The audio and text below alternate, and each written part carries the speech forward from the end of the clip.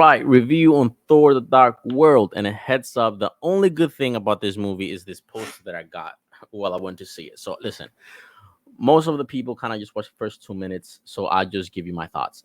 If you like Thor: Ragnarok, uh, you'll like this movie a little bit more. If you didn't like Thor: Ragnarok, you will hate this movie. This movie takes everything that Thor Ragnarok did right and it cranked it up to maybe a 20 to the point that it became bad. So I'm just going to get to it.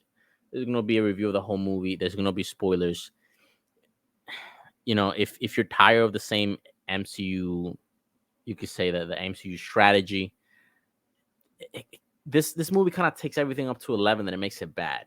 It's really one of those movies that you want to watch if you have nothing else to do. But this is my warning. I thought it was like a 6, maybe 5. That 5 is average. I think it was a 5 in average. All right. So that's my thoughts. So I'm just gonna get right to it. One, Thor took everything, and I mean everything, as a joke in this movie. It was even worse than Ragnarok. Ragnarok, I think it had a nice, uh, I think it leveraged everything pretty well. I think it definitely had more comedy than usual, but it's because they were trying to change the character of Thor that people thought that he was just too boring. So, the director kind of changed it up and it was a different character and had more energetic and it worked because of that. But he took it way too far because in this movie, they had like a montage of all the people that Thor had lost. And the movie decided to instead slow itself down and take that moment seriously. It just made a bunch of jokes. I mean, it was just talking about, well, and then this person died, and this person died, and this person died again and again and again. And then this person that you didn't know or cared about died, made that into a joke. And then there was a scene where Thor was crying to Star Lord, and they could have just slowed themselves down and had it heart to heart with Thor to why he's the way he is, like they did here. I'm not gonna play the scene because it's gonna get copyrighted, but especially a scene in Infinity War where Thor talks to Rocket and he breaks down emotionally. And I think that scene was worth a ton for Thor's character development because you saw how much it hurt him, all the things that he has gone through. Why probably he makes everything into a joke and laughs it off because it's a defense mechanism, right? And in this movie treats that pain as a joke. There's a scene where he finds Lady Sith and Lady Sith has her arm cut off and he makes a joke about it. Oh, like she makes, oh, I'm gonna go to Valhalla. And he goes, well, technically you're supposed to be in battle, and if you die in battle, you go to Valhalla. But you didn't die in battle, so you're gonna go somewhere else and whatever. And you know, they she's supposed to be in pain, but again she takes it as a joke. It's a freaking joke, right? Let me see what else I thought about the movie. Right, so I think that they just took it way too far. Second thing was the character. Let me see. All right, storyline. It really fell through because they started making a bunch of assumptions that I don't know why they made assumptions. For example, they take Sousa's weapon.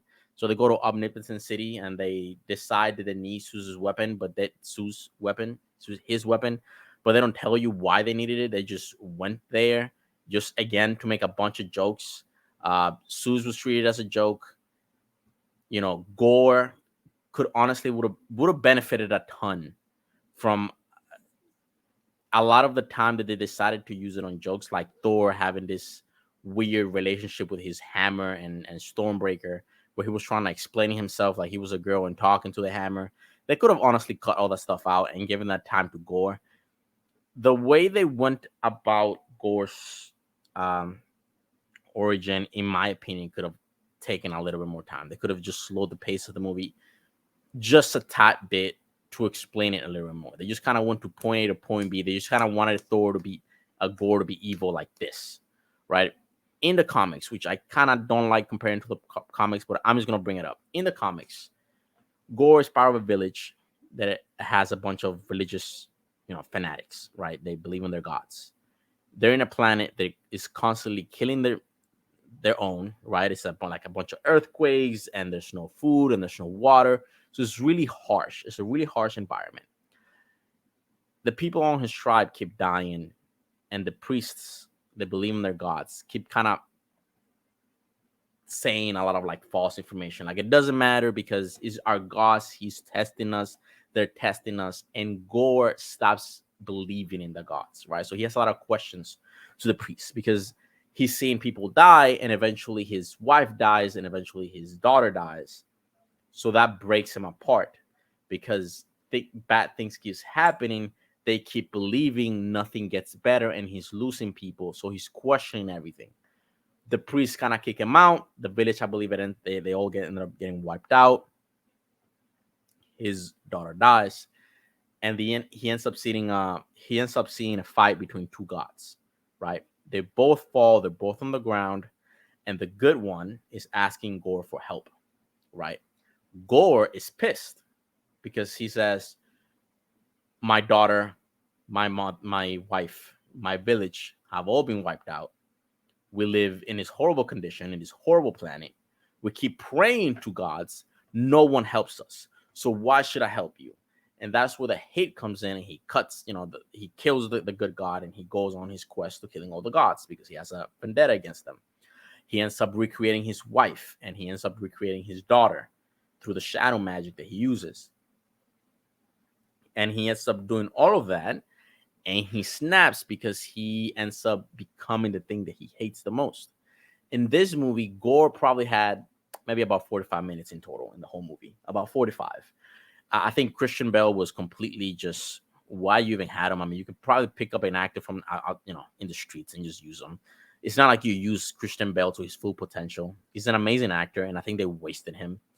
I think Gore's storyline was chopped off. I think it was chopped off in case just for the sake of jokes, just because they wanted Thor to joke about his not having his hammer, just because you know, Jane Foster was not a bad character at all. I think that she could have definitely stayed in the movie. I don't think she did anything wrong. I think she did excellent as Mighty Thor. Yes, she did great of Mighty Thor. I just think that the story didn't allow itself to take itself seriously. There are times that in a movie we say that, well, the movie doesn't take itself seriously, and it's sometimes meant as a compliment when a movie is really bad, and we kind of want to say, well, it knows it's really bad and it knows it's over the top, and that's why it's like that. So it's kind of a compliment. And here is not. I think the movie could have been a lot better if it was just slowed down, stop making Thor into a complete joke, and gave him a reason to why he's the way he is. I think Jane, is perfectly fine. Let me think what else. Yeah, yeah, it was an average movie.